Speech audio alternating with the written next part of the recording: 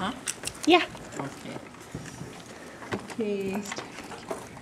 The story I'm going to tell you, boys and girls, is about me and Alberta. This happened when I was about 8 years old, 8 or 9 years old. We used to go seal hunting with my mom and dad, and they used to get between 6 and 8 seals a day. And we used to have to cut up the fat, the meat. Whoa, My big mom one. used to This is a big scrape the seal skins.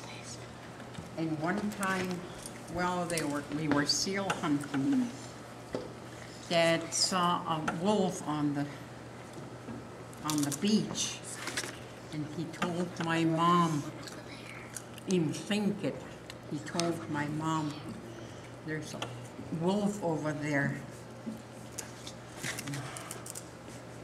And Alberta and I were inside this little boat. It had a little cabin on there. And we were talking there, laughing in there, and Grandma, my mom and Dad said, be quiet. We have to help that wolf. And we were in that little cabin, and my dad was on the beach, crawling to the wolf, real slow. He'd move, then he'd talk to the wolf in Tlingit. And he'd stop there, and my mom would talk to my dad in Tlingit, and he'd tell her to be quiet. And my dad would go crawl some more, and he'd keep talking to the wolf while he was crawling. And while he was crawling, that wolf wouldn't move, it wouldn't run, it would just sit there.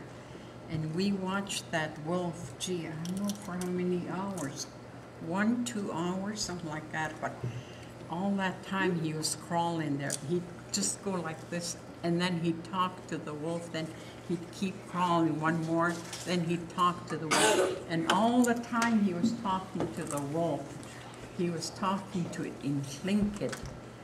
And we understood what he was saying to the wolf in Tlingit, that he wasn't going to hurt the wolf. He was just wondering why the wolf wanted to come to us. What did he want? And that wolf would just sit there and just sit there with its mouth, just watching my dad. And my dad would tell him, do this to the wolf, and my dad would say, tell my mom to be quiet. He's going to talk to it again. And he'd talk to the wolf in Tlingit, and he'd move some more.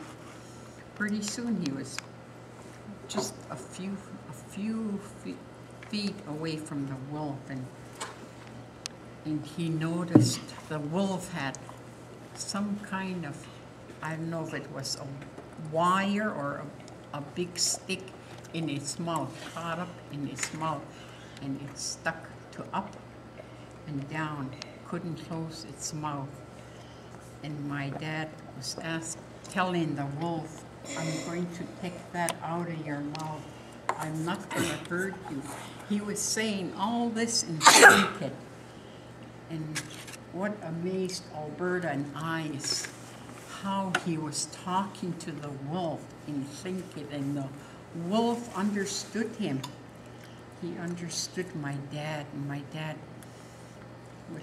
would just sit there and look at the wolf and just talk to it. And pretty soon he put his hand on the wolf, and he wouldn't do anything. And he told the wolf, I'm gonna put my hand in your mouth and try to take it out. He was saying this in Tlingit, so I wish I could talk the way my dad was talking, but because it meant so much to him and the wolf. They understood each other, what the wolf was, what my dad was going to do. The wolf understood him, and my dad knew that the wolf wasn't going to hurt him.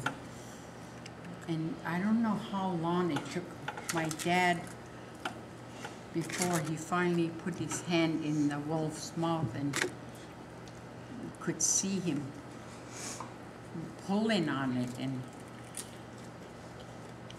it was really amazing. That wolf looked like a dog, but it was big, and yet you could tell he was really thin, because I guess it's been a long time before that wolf couldn't eat anything. But I don't know what my dad did, but he had his hand in there, and all the time he was trying to do it, he kept talking to the wolf in Tlingit. And pretty soon my dad said, he yelled at my mom, it came loose. The top came loose. And he put it down, and I guess he pulled on it and it came out. And that wolf sat there looking at my dad for the longest time. He didn't do anything. My dad just stood there looking at the wolf. He was smiling at the wolf. And that wolf just stood up and just stood there while my dad was sitting there. And my mom kept telling him, come on now, you got it out, come on. And my dad said, it's not gonna hurt us. And that wolf got up, turned around, and it started walking. But that part we always remembered with Alberta. We were about 8 years old. Who's 8 years? Anybody 8 years? You? Yeah. That's about how old we were, so we were pretty young when this happened. And what amazed me is all the time my dad was going to that wolf, he was talking to it and thinking, just the way he talks to my mom. He was talking to that wolf, and that wolf just sat there and never moved, just sat one place and made my dad come there, take that out of its mouth, and just turned around and started walking away.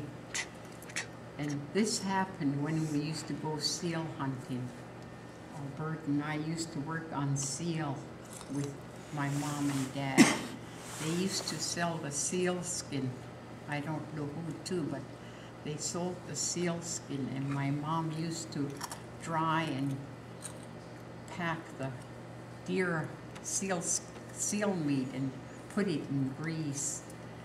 But this is what I remember as a young girl, how we used to help my mom and dad with the seal meat. And my mom used to sit there and scrape that seal skin until it's just white, so they could send it away and get money out of it. But this one time is what I really remembered as a young girl. Then I didn't understand, because I thought it was funny when my dad was talking there in Tlingit to that wolf. But after my mom bawled us out and told us what he was doing, we got quiet.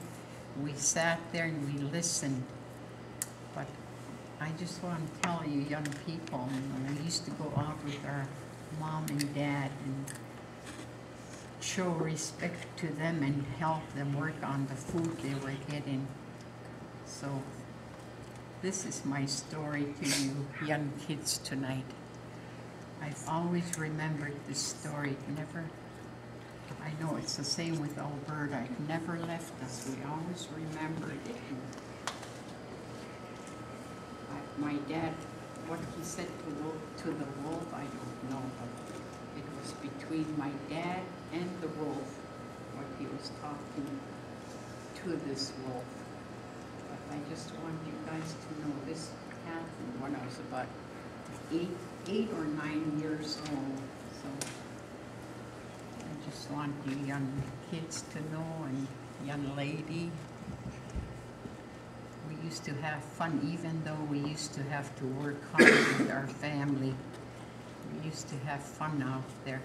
And this is my story I want to tell you guys. Thank you for listening.